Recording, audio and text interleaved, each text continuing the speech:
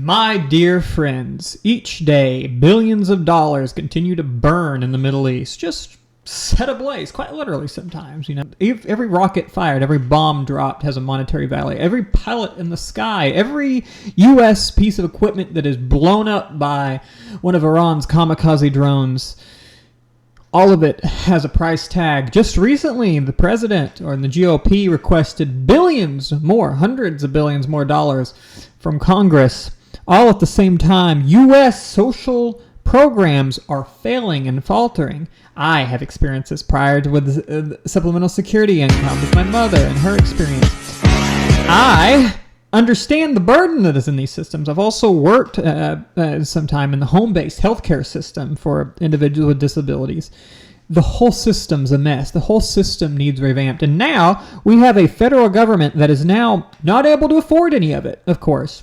Not able to. And of course, you probably heard President Trump recently come out and state something along the lines of, oh, the federal government can't pay for that. We can't afford it. Military, that's what we need to spend it on.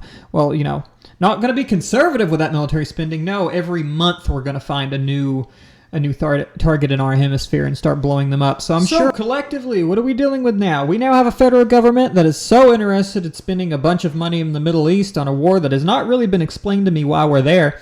I'm not going to lie to you. I understand the new risk of nuclear weapons and all that or whatever. Iran can't have a nuclear weapon, but it's been 20-something years that Israel and the United States has made claims that they're working on developing a nuclear weapon. We had a deal that was in place to prevent them from getting a nuclear weapon. We backstabbed them.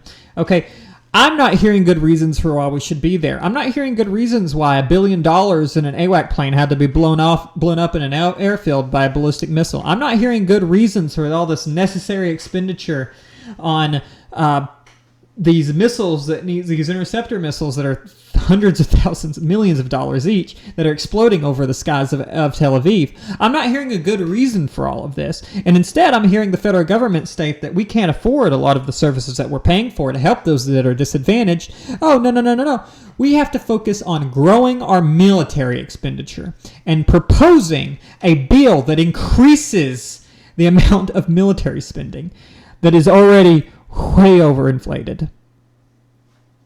So with all that, it's important to recognize that the U.S. media is not going to be covering domestic issues right now because there is an ongoing war and the explosions on TV just make more money, right? People watch explosions on TV because it gets more ad revenue. It's just true.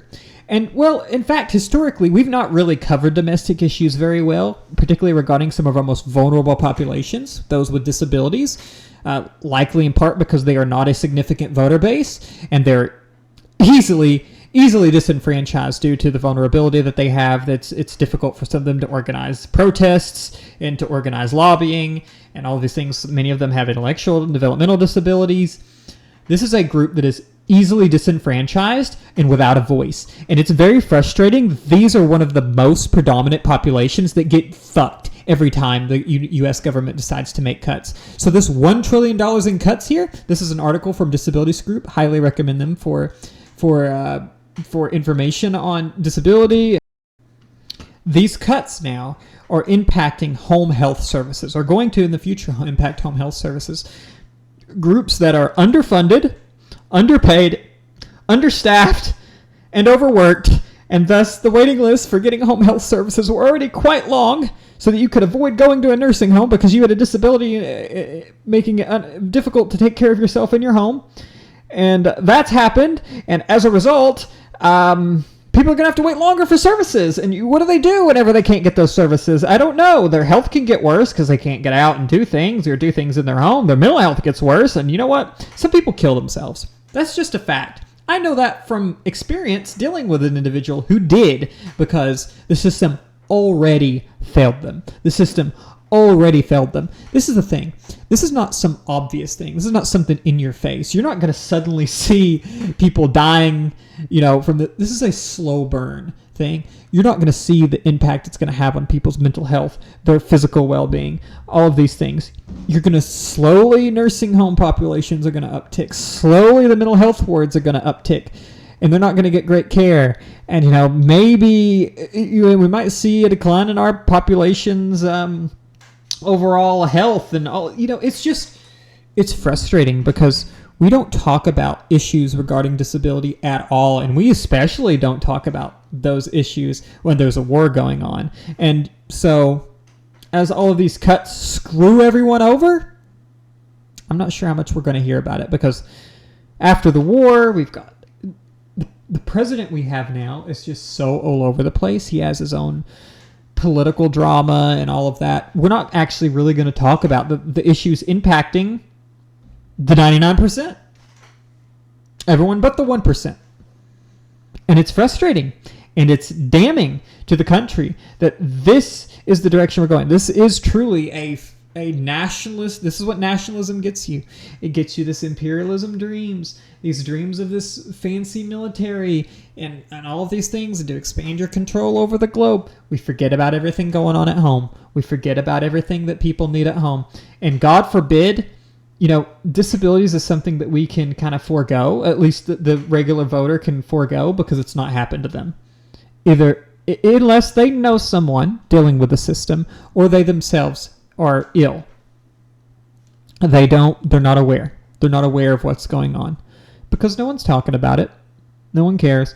And they get this kind of perception of, you look fine, you look healthy, go work, go do a desk job or something like that. It truly is different when you're living with something malicious like that.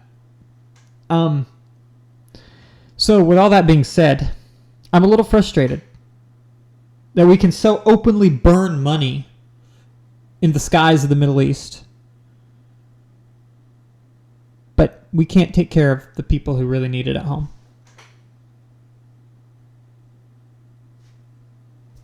So, it is what it is, I guess. It is what it is. Guys, thank you for watching. I just wanted to make that known. That, the United States is just burning money overseas for no good reason other than to line the pockets of his financial interests. And those with little political power, but very high need, they get shafted. Like usual.